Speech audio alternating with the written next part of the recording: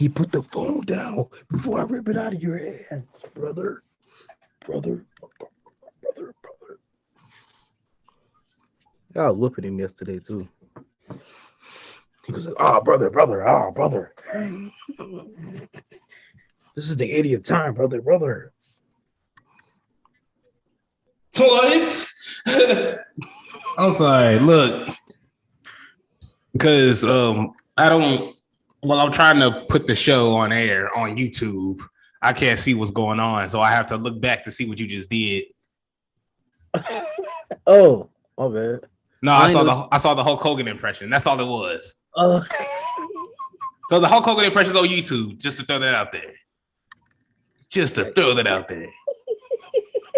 So now we see Devin's reenactment of his favorite WWE wrestler. See, man, this baby trying to sneak me all the time. Sneak me? I didn't say Devin do your favorite Hulk Hogan impression. He says, brother, look at me, brother. Oh, look at this. I ain't know the cameras was rolling, but it is what it is. He said, "But it is what it is." He got headphones on. He got his microphone ready. I didn't even know the show was gonna come on. Good, I see just Control FZ L9 11 20. Okay, bro, I think we're on. I'm like, dang. Yeah, see, I'm Freddie Gibson from iCarly. I'm Freddie Gibson, the radio version. But hello all and welcome to the Heel Turn Podcast. I'm your host, Isaiah Jackson Jr. Devin Lee Crimes, right alongside me. Devin, how you doing today? I'm doing not too bad today. I'm doing not too bad today. Not too good, not too bad. That grammar was just, I ain't know. Yeah, I'm doing not too bad today.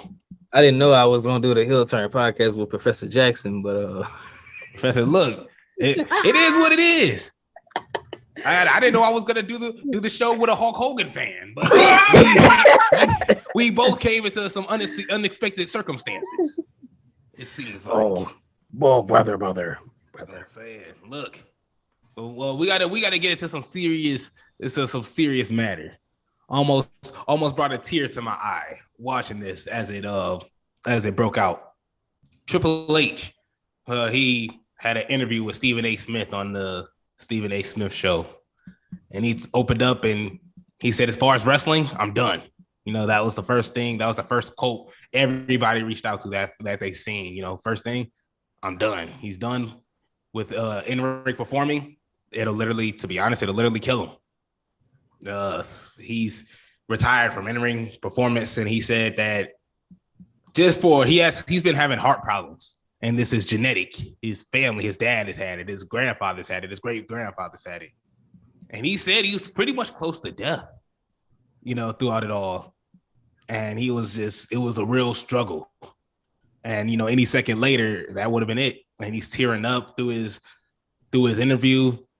And so now we know the actual health concerns of Triple H, and we know the severity of it. We know why he's been gone. He's still, you know, he's still the COO in WWE. But at the end of the day, he's still, you know, taking some time away. But, you know, WWE performance manager and all that, it's pretty much done for it. Devin, what you think about this news when it broke out? It was pretty heartbreaking, especially to see him address it the way he, you know, had to. And it was just a moment of seeing, you know, just Triple H, like, you know, that's like our childhood right there, and just seeing it, you know, admit that it was done, and just shocking. But you know, you understand with his situation, and I'm just glad that he was able to be, you know, recovered and enough to even tell us, you know, hey, you know, that was it for my in-ring career. And I'm just hoping, you know, from here on out, you know, nothing but good health for him. Yeah, exactly. Nothing but good health for him. When they asked him why didn't he say anything, he said the not saying anything was not knowing. So he said then you're in the thick of it, and then it's this whirlwind of stuff coming out that you're confused about. You don't want to speak about something and be wrong on it, then have to go back out later and correct yourself. And that's huge because he could have been said, hey, I'm having these heart problems. The doctor said, and there was so much blockage in his chest. He explains it in the interview if you want to check that out on YouTube, but he talks about it so much. There was so much blockage in his chest and his heart that he could have went out any minute. So the doctors could have told him right then and there, hey, this is it, you're done. He could have went on Twitter with the quickness, hey, the doctor's saying it's a wrap.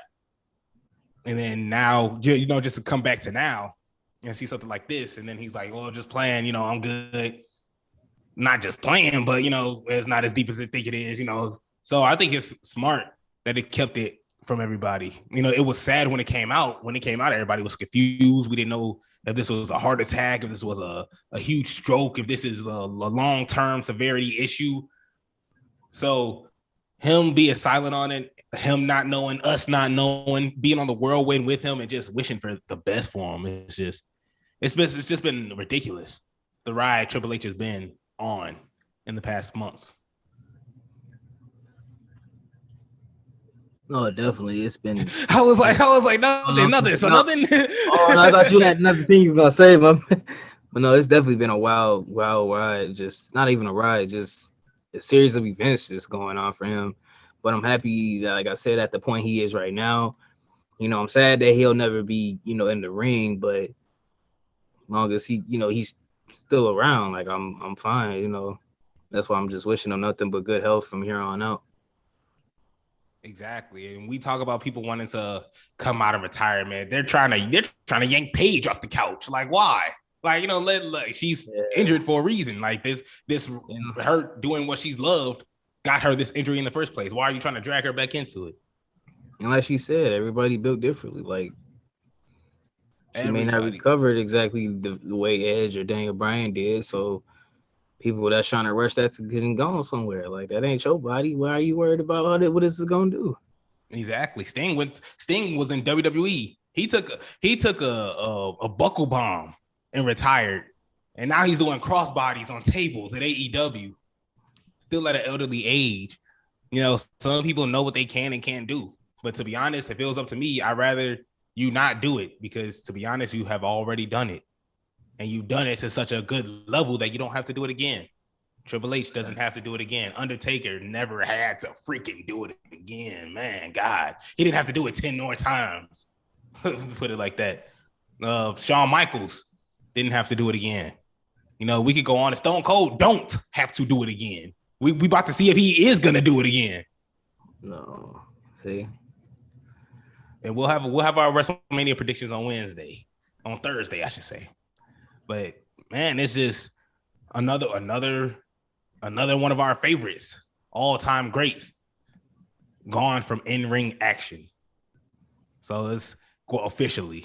But this is for real. This is real. This is a serious health concern. Shawn Michaels, there was no health concern. Triple H, The Rock, none of them have bad, severe health concerns for them not to be out the ring. So when they say they retire, it's okay. We'll probably see you in like 5-6 years. But people like Triple H, people like I'm trying to think of another superstar. Daniel Bryan was at that point. At a point, Corey Graves was at that point. He's supposed to be making a return, but wrestlers that just physically really can't do it anymore. So it's sad. It's really sad. So I don't want to make this another sad episode, but Jesus Christ, we got another one. Shad Gaspard is going to receive the Warrior Award. Now, this is sad, but I want to talk about this because we mentioned this before. We're not here to down anybody's name. We're going based off facts of what we've seen. May Ultimate Warrior and Shad rest in peace. But Devin, based on actions both made when they were alive, do you think Shad Gaspard should have this award named after him? I would say so, yes.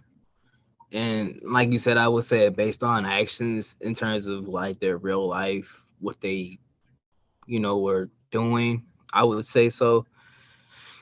Mostly just because, the things that I, like found out Ultimate Warrior was hosting and believing in. And I'm like, what?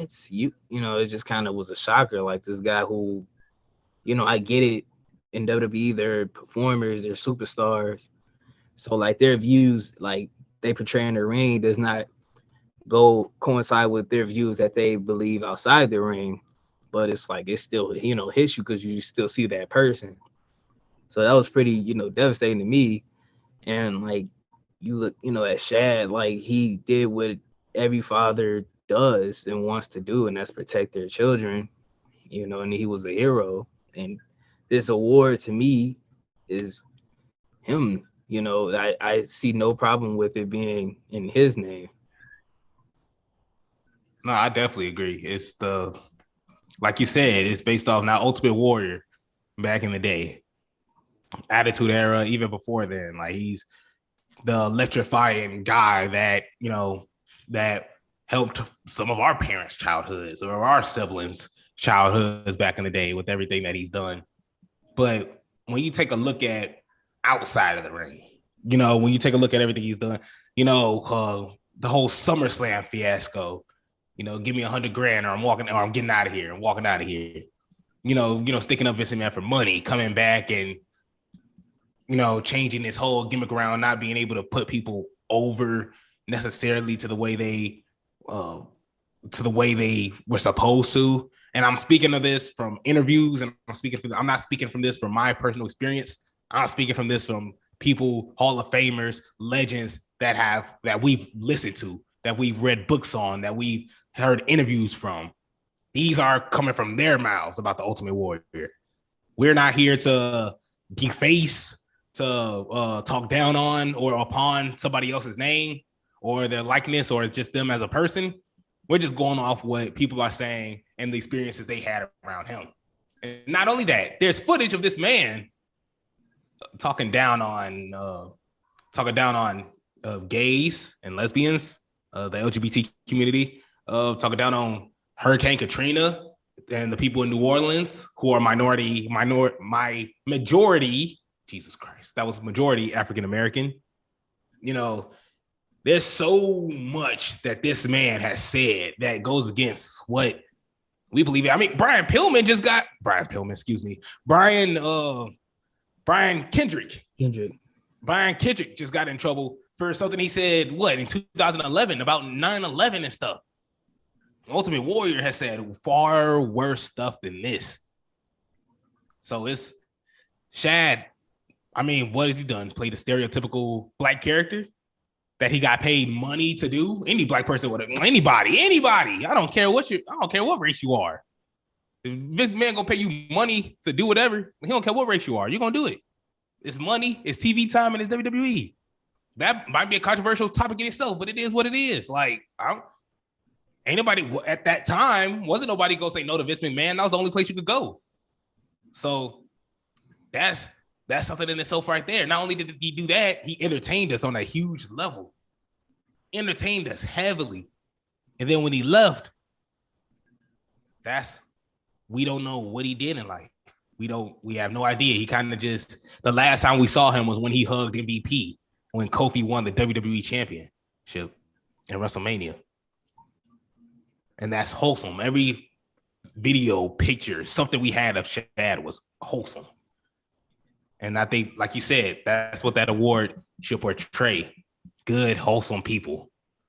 We don't have to type up Shad Gaspard and look up anything negative.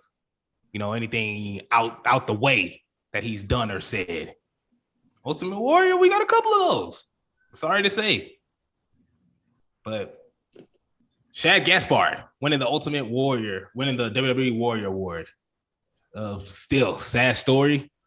Rest in peace to him. We're still praying for his family, praying for everybody just close to the situation. And yeah, let's try to make this show a little bit more happier. Jesus Christ. Butch. Let's go to Butch, man. Butch appeared on Mark Andrews podcast, My Love Letter to Wrestling. And he talked about him being Butch. And he said, and I quote, "The thing is with me, whether it's a name or whatever changes, that's not really what endeared me to the audience in the first place, right? I like to think anyway, it's the quality of the in-ring work. And that's what I'm going to keep the same, of course. And it's going to get better. It's going to improve as time goes." Do you agree with that, Devin? Do you think that this Butch character is going to get better as time goes? It has the potential because of who's behind the name. Like, it's, it's still to me Pete Dunne behind. I'll put it like this. Like when you asked me months ago, it feels like months ago, when would NXT, do anything wrong with Walter? And then like the next week he comes out, now he's Gunther, and I'm just like, oh shit, here we go. But I gotta say, as so far, even with a name change, I still pretty much still get the same performance though, just a name change. But only difference in this would, I'm sorry to even say it for me, Butch, is just like right now, currently, like the appearance is different. Like now he's with a group he wasn't with before, so it's like I say it's potential, but it's hard to really get like just a gist of it, because it's a bit more not as consistent as it was with Walter going his transition to Gunther. Like it was really just the name change, same music, everything, same attire, same group, but I want to have faith in it, but it's tough because. I understood Pete Dunne was the bruiserweight. I just didn't know he was legit cruiserweight. Like I knew it was just, I just didn't know. You didn't know that? Obviously I knew, but like, but I'm saying like when it translated to like SmackDown and he was standing next to Sheamus, and I'm like, okay, I see what you're saying. Jesus Christ. So I looked up like, how tall is Pete? So I'm like, me and Pete Dunne are the same height. Oh, for real? Exactly. So now I know what I look like next to Sheamus. No, but not only that, but like it's just Pete. When I'm just looking at him, I was just like, it's just in the NXT, he looked a little bit. He did look bigger. Yeah, that's why I'm like, it's got to be something in the. It's got to be the ring. It's got to be something. Because they said the same thing about Adam Cole. Adam Cole left NXT, went to AEW, and it looked like he lost 20 pounds. So it depends on who you standing next to and who what camera is shooting you. Yeah, Keith Lee. Keith Lee looked somewhat decent in NXT. That man looked huge in AEW. It's got to be something in these rings. Yeah, I was like, it's something with that camera work. The television production is ridiculous. The lighting. And I mean, that could play a part in terms of the change of like appearance. Maybe they just wanted, I don't know. I feel like I want to believe that there's some, when they do these things, I want to believe that there's a reason. Sometimes there is, and the reason isn't really justifiable. But I'm going to stay pretty optimistic about it just because of who I know is behind the character, the performer that's behind it. That's good. You're better than me because he has some wishful thinking here. Because Scrappy this dude, like, he's just, I don't know. He's just a little like, I feel like every time he's like charging at Kofi at the end of the match, because Kofi lost twice to Sheamus and Ridge Holland. And then, what's his name? Butch came in and tried to pick up the pieces. And this is no offense to him. I know he could beat me up in like 5 different ways, but I just don't understand why. Like when Pete Dunne runs in the ring, like trying to squat up, he just look like he about to bite somebody's leg. Like, and you, I gotta shake him off. Like, get up on me. Like, it's like one of them, like, he doesn't look as intimidating. He just looks like, I don't know. Like, he looks like he could beat people up, but he just looks smaller. And it doesn't look like his character leads to nothing. It just looks like he's an aggressive tryhard. I feel like we just got to see him in a match first. And then, I mean, because I see what you're saying. Because I get that with some people, like, they would just come in. I'm like, man, he's just coming in here like a little gnat. Like, get out of here. Like, all right. Well, once you see him in a match and see how they actually handle just one-on-one business, nobody's hurt. I'm not taking away from what you said. But I'm just saying, I'm still trying to keep the optimisticness here. Looking at the glass halfway full, and the glass was full when he was Pete Dunne, had everything. Now you take that away, it's still half. We still got something in there. We just don't know what's in there. No, we don't. I'm sorry. Nah. Right. Nah. Look, Pete Dunne was an animal in NXT and NXT UK. You can't be an animal and be named Butch. Because once Sheamus and Ridge Holland dip out and split up, what is Butch gonna do? You're stuck with the Butch name, and Vince McMahon ain't gonna want nothing to do with you. See, man, I'm still gonna stick to the optimistic side. See, I'm not liking Pete Dunne Skeet's future here. Skeet Dunne. I'm not liking anything that, because it's not making sense to me. He said, let's go back to a little bit of what he said. He said, it's exciting. He's talking about how it is being on SmackDown. He said, I've been in NXT for 5 years now, so it's time to change it up and see what we could do and push forward with a new challenge. He said it's exciting, but it's also just a bit different. I think it's time to change it up a bit. 5 years, fresh start. Why not try something new? And he's just as optimistic as you are, Devin. Maybe that's where I'm getting it from. Look, listen. Okay, here goes his last thing he said. Go ahead. No, I'm like, the thing is, though, I also don't want to be fooled. Not fooled, but I remember when they were trying to do the Bearcat thing with Keith Lee, and they were all like, "This man's working on his hands-on. Keith Lee's with this," and you find out later on, like, Keith Lee was just obviously just went with it. Like, it's not like it was his idea. He obviously just wanted to be Limitless Keith Lee. So it's like you kind of take what they're giving you with a grain of salt. Like I said, I want to be optimistic, but I don't want to be foolishly optimistic, if that makes sense. I don't know. This is I feel like being any type of optimistic is foolishly optimistic. I don't know.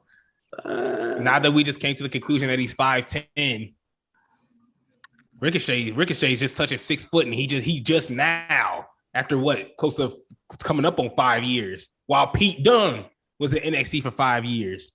Ricochet's just now seeing some type of success. Finn Balor is just now seeing some type of success. Butch is shorter than they are, and I'm only bringing up his height just because Vince McMahon. We're watching Omos getting rose to the top here. We can't expect now. Pete Dunne, possibly. Pete Dunne, I can see winning a U.S. championship. An Intercontinental championship. I'm not seeing Butch. I'm not seeing Butch doing good. But yeah, like, we look at Omos though, and like that's why we're nervous when he gets, like, all he been doing is either a squash match or a 2-on-1 squash match. Hey, eventually that's gonna get kind of boring. Like, you already know they're gonna bring somebody out. He gonna be, I'm gonna throw you down. That's why when we see him, and do you really see Omos like winning multiple championships? I'm not saying he can't, but putting on any captivating matches with them. No, he's not putting any on top of captivating matches with him. That's what I'm saying. Like, you got to look at it. Like, I can see that stuff from Pete Dunne, even named as Butch. Like, I can still see me looking forward to, down the line of just, like a Backlash pay-per-view, him going for the IC title or the US title. I'm just saying, those, like, I can actually go, like, okay, I think that could work. Almost, I don't have that same faith. But even though he's constantly getting all this time. You can't fight for a title if you're the third man in the group. Everybody, how can I put it? It'll take some time. It'll take some time. I'm not looking, bro. He's not doing good. It's only been the second SmackDown he's been on, ain't it? Or he hasn't wrestled in a match. But do you think Butch action figures is gonna sell? You think Butch with an IC title on his arm, and Butch being on the nameplate, you think that's gonna look good? Yeah, see, man. It's not looking good for Pete Dunne, man. Let's see how this first match go for him. And if that performance is the same as he's saying it's gonna be, maybe it won't matter. I know that's the part I hate it too, because I'm like thinking, like, I'm imagine telling somebody, oh, that's Butch. Who? Yeah, he used to be Pete Dunne. Now but you don't want to have to go through all that. Like, you like to just go, that's Pete Dunne. He, I was following him from like NXT UK, all that. Now I got to sit there and draw a line and go, now he's Butch. So that part, yeah. Okay. Butch, Doudrop, Gunther. Are these NXT UK superstars getting sabotaged?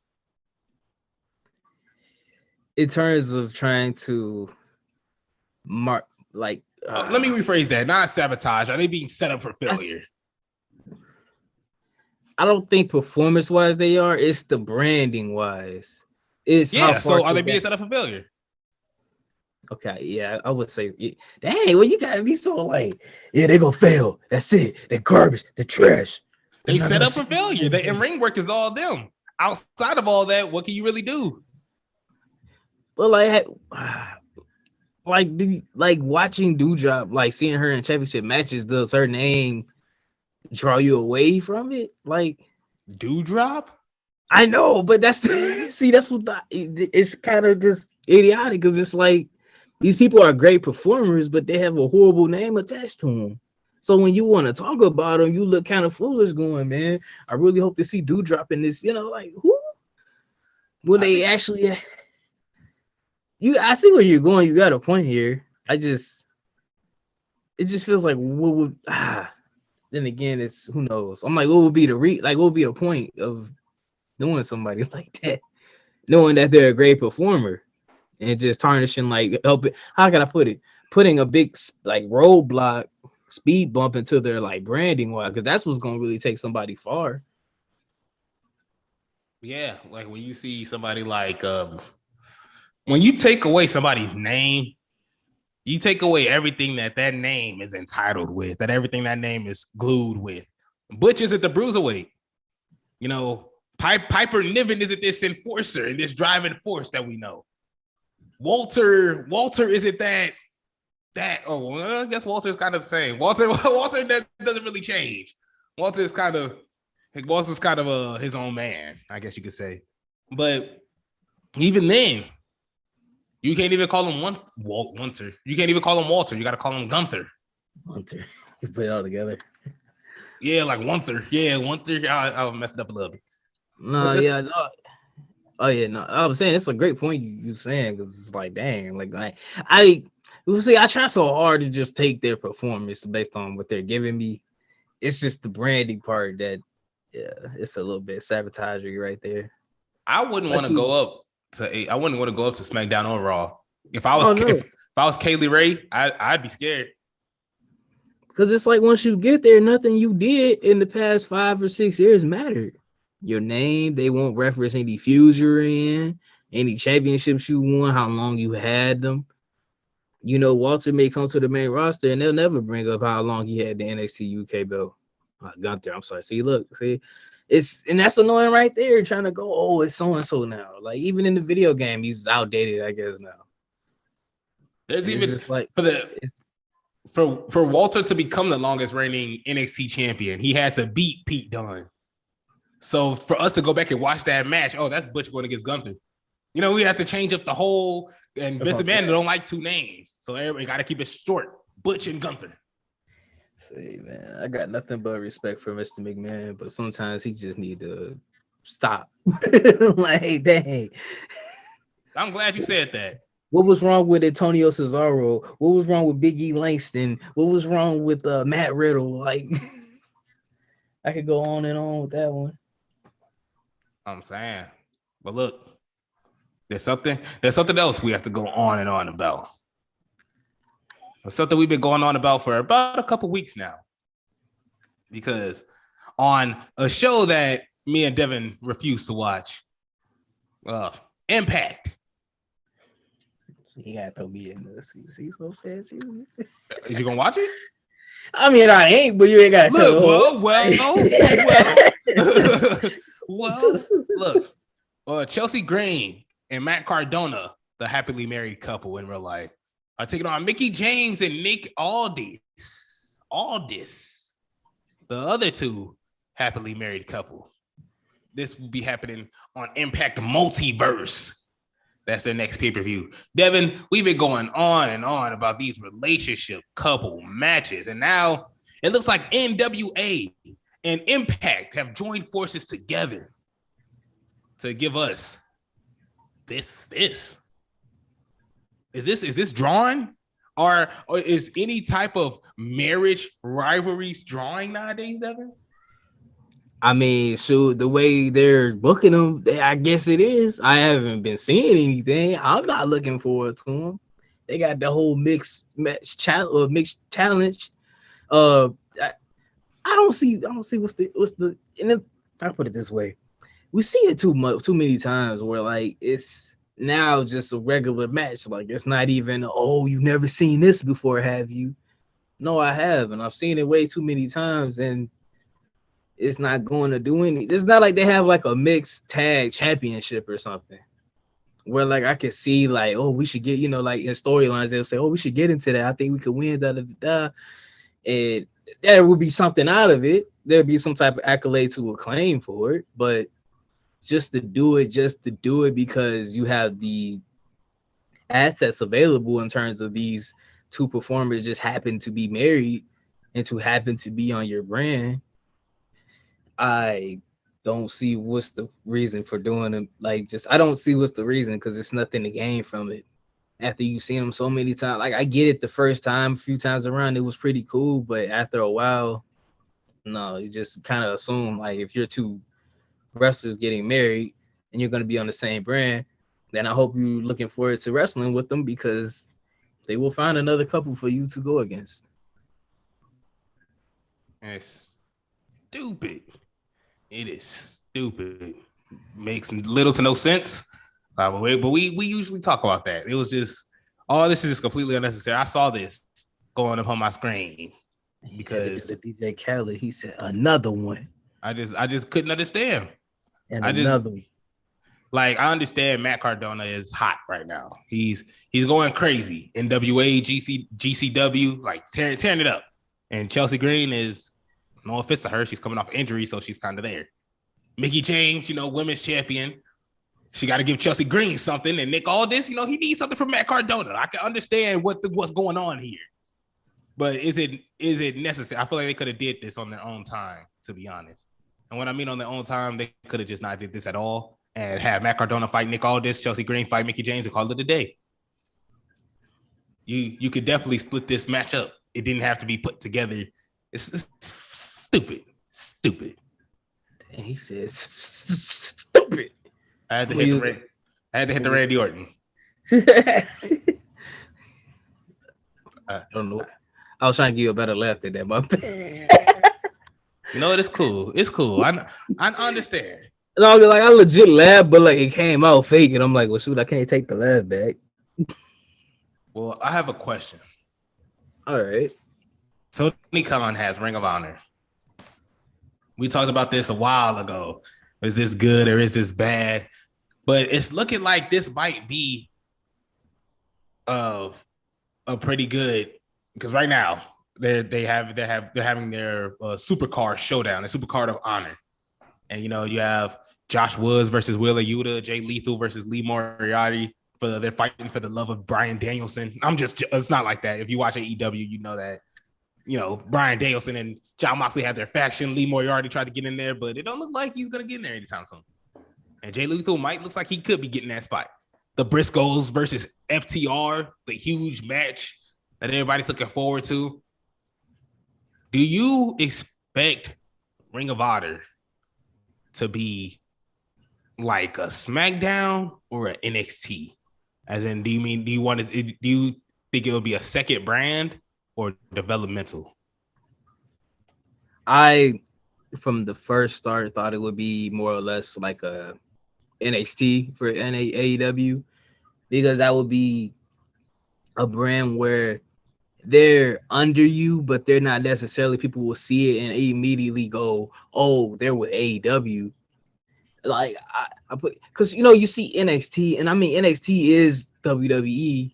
I'm not saying that it's not, but sometimes you'll look at it and it's not like they had the same exact feel and aesthetic. It's not the same exact feel you get from watching a SmackDown versus a Raw. And I feel like that'll be the same thing with Ring of Honor versus you watching AEW Dynamite one night, or you're watching AEW Rampage. It's still all under the same umbrella, but very slightly like different in terms of the taste you'll get from it. and that's why I'm like looking at it more or less like an NXT for AEW versus being up on the same pedestal like of SmackDown and Raw or AEW and Rampage is. I would much rather Rampage be the developmental. And you're gonna have this show for 1 hour, especially if you're gonna have it be a boring hour, you might as well at least make it a developmental. I mean, granted, you have like you said, Elevation, Dark, all the YouTube shows that people who are gonna lose on TV, they're gonna get wins on YouTube. You know, there's a pattern there, but Rampage is only an hour long. It's not that entertaining. You know, Ring of Honor, that's supposed to be, that's your child. That's the new big thing. And if you're gonna have this huge match card, including other people that were signed to the company, and you're gonna bring them in, you already brought in a couple, and you're treating them like crap. So you gotta. I feel like if you got Ring of Honor right now, you gotta change it up. You gotta make it a big thing. You gotta make it a SmackDown. You gotta make it a second brand. Because if you make it I feel like it's just I feel like it's disrespectful. If you make it a developmental. If Vince McMahon were to buy Impact and was like, yeah, we're gonna make this a developmental territory. Dixie Carter doesn't own it, but I would assume she would be hurt. She feels like a developmental. We got AJ Styles, we got Samoa, we got all these people. You trying to make it a developmental? Like, get out of here. Nowadays, I don't know. I mean, yeah, I'm like, nowadays, well, I'm not trying to be mean or anything, but I mean, in that situation, I look at it like you. How can I say this? Like when you use the Impact, and like if WWE were to acquire them at some point in the past, I couldn't see them trying to just place it right next to their main shows in a way, because I'm only looking at it because it's like you got kind of bought for a reason. Not like saying you got bought for a reason, but I'm saying like something didn't go a certain way to allow you to become acquired. If that's making any sense. Nah, it makes perfect sense. Like I see what you're saying. I just can't see. I can't see them just acquiring like another promotion and just bringing it right to their level of what they were having, because it's, I don't know. It's a lot of cars there to shift around. It makes sense. I do agree with the Rampage thing though, because that's why it's hard for me to. I need something else with it. Like I don't mind watching it, but it's not like I gotta break my neck to go watch Rampage after SmackDown. Well, I hope you don't break your neck with this dream match that I got for you.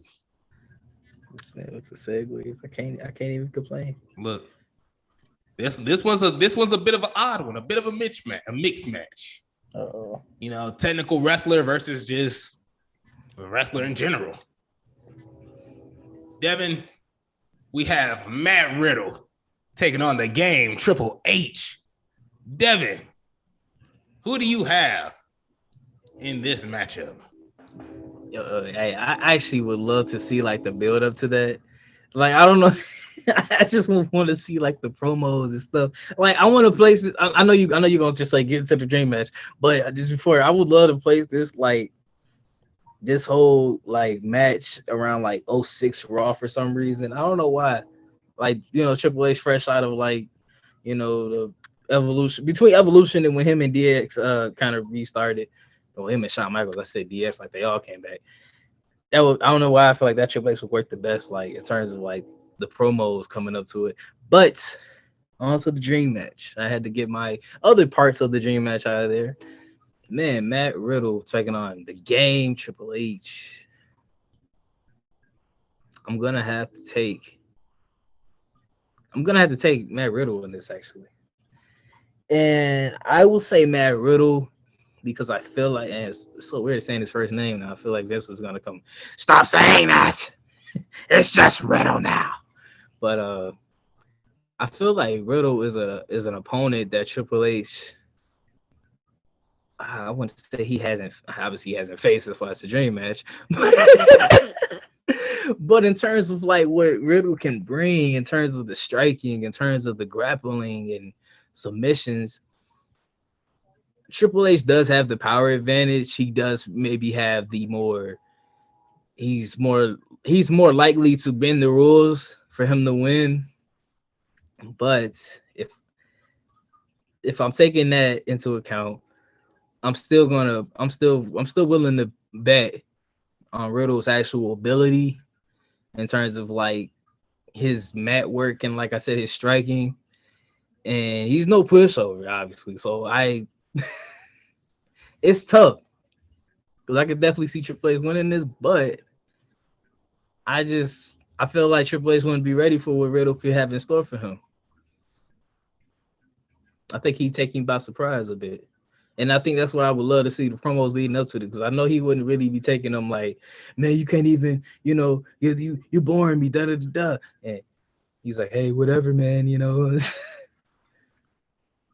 So Randy called me his friend. Did he ever call you his friend? Like, oh, see, man. Oh, see, this is cold. Okay, I'm done. So you said you had Riddle. Yeah. Because I was like, for the first 5 minutes, I was like, what is this man's answer? Well, see, I wanted to do like you. You'd be like, man, you know what? I think so-and-so would do great, but they're still going to lose. I'm like, dang, what you building up this person for if they're going to lose? Well, look, I can build up the game, Triple H, because look, there is no way my man's Triple H is losing this match. He is not worried about Matt Riddle. And he ain't worried about his partner Randy Orton. He made his partner Randy Orton, man. Come on now. If it wasn't for Triple H, Riddle wouldn't even know what to do right now, because Randy wouldn't know what to do right now. I'm saying, look, Triple H is the game. Look, this man, he's literally that spine buster lethal, that flying knee lethal. That was before Daniel Bryan. Look, now see, and I'm trying to say, this man has only tapped out maybe a couple times to John Cena. Everybody taps out to Kurt Angle. So it's like it is what it is. That's probably a given. So when you look at the submissions and the technicalities and all the techniques that Riddle got, it's foolishness, because Triple H ain't quitting. Man, tears his quad, still fights. Come on now. This man suffers the worst of injuries and has always finished the match. Even when they fought in Saudi, a foolish match with Kane and I think that was The Undertaker, DX versus the Brothers of Destruction. Triple H messed up his shoulder, still fighting. Right? It's Riddle. Riddle's tough. UFC fighter, that's cool. You can keep all that. But Triple H beat a UFC fighter too. He beat Brock Lesnar. So it's like, it is what it is. Why are we even worried about Riddle right now? I don't even know why I'm turning up on Riddle right now. I ain't have to. It's probably because Triple H is that man. I'm sorry. No, don't need to apologize now. No, that's an empty sorry right there. He gonna make the dream match and go, why are we talking about Riddle? Why is Riddle here? I would have did the same if it was vice versa. If you would have picked Triple H, I would have did the same about Triple H. I was like, dang, how he go just crap on this whole idea? I was like, the smoke is free. Hey, even to myself. Man, he said this smoke is for everyone, ready to eat for everyone. So we didn't see Triple H take out Goldberg. We didn't see Triple H take out Batista. Well, no, he never beat Batista. Well, yes, he did. I mean, it was years later where it really wasn't like when it didn't matter. Yeah. I'm like, it wasn't my Ubetu. Like The Rock and Stone Cold, even those three matches, we can still say, okay, The Rock got one on Stone Cold because it was still close enough. What, probably 3 years out, a 3 year gap, 2-3 year gap. What's about The Rock and Stone Cold? Yeah, the last between the second and third. No, they wrestle like every other year at WrestleMania. So what, like probably like 2 years in between each other? Pretty much. It was 15, 17, 19. 15, 17, 19. Yeah, see? That is so insane, isn't it? Yeah, I'm saying, but even then, that's a trilogy. Yeah, that's a great trilogy too. Batista and Triple H. Batista just whooped on Triple H, and then they got older, and Triple H was like, all right, I need that one do-over. Now that you in these movies. Let me get that one get back. Yeah, let me get my get back real fast. You're the only person I haven't beaten yet.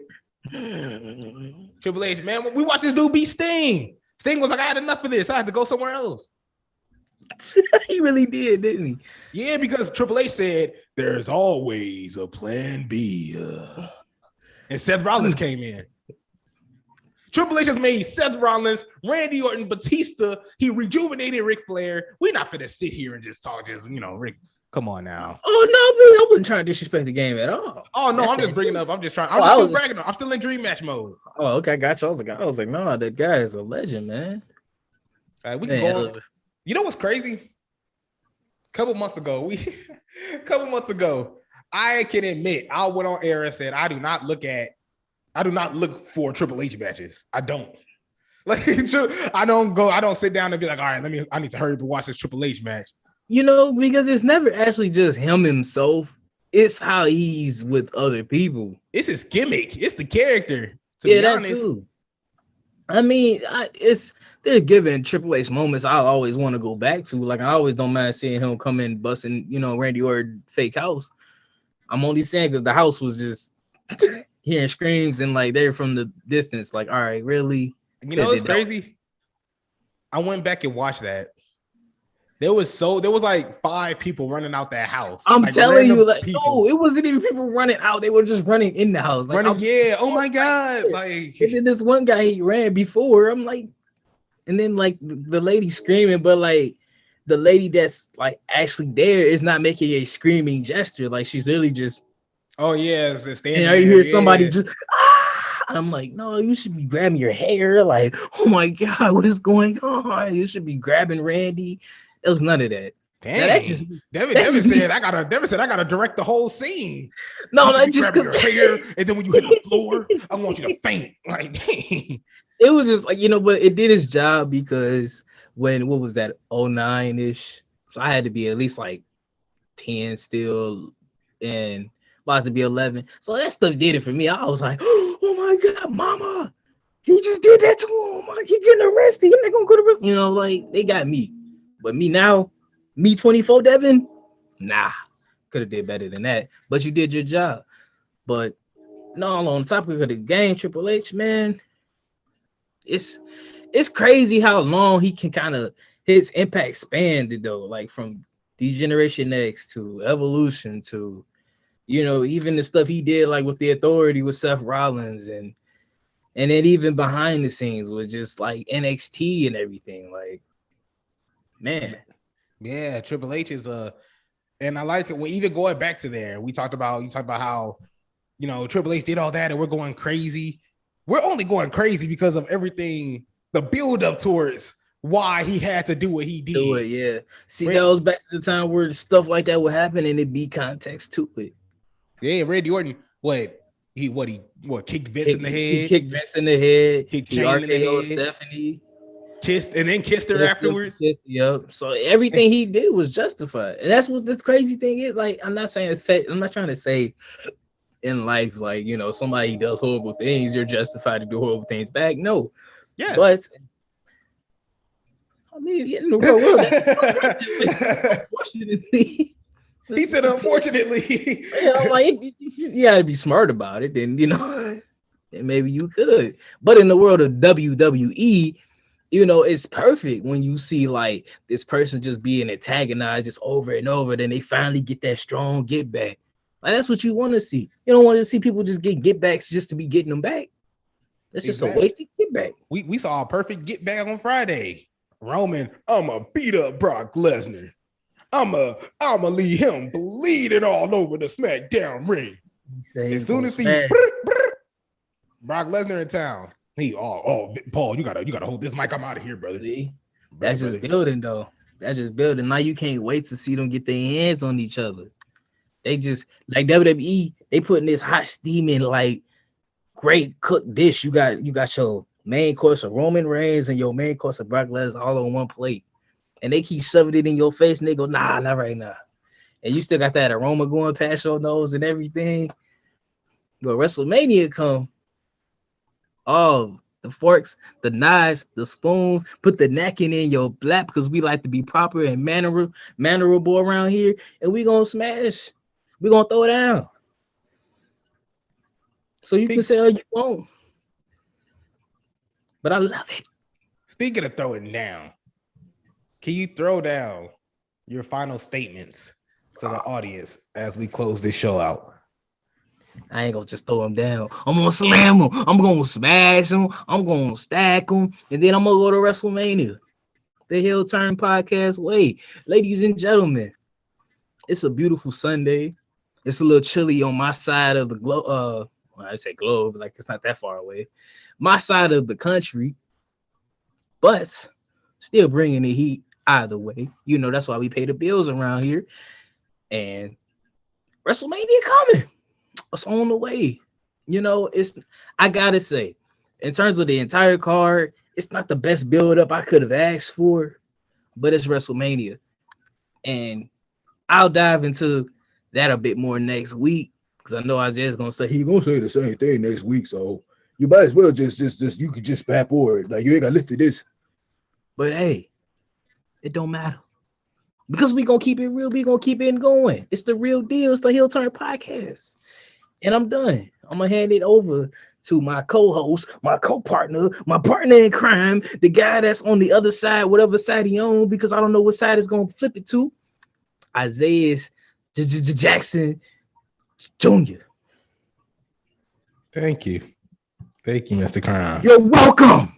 Look, that game stand there. See, now when this audio just comes blasting in, you're welcome, and it's so distorted, I can't. I'm gonna just leave it. I'm gonna be like, you know what? This is Devin yelling at the listener. Not only that, Devin was like, I hope you guys. Devin said, y'all just gonna skip through this. Please don't skip through this. If you are going to skip through the very end, at least skip to the next episode where you can hear us again. That's what we do here. That's what we do here.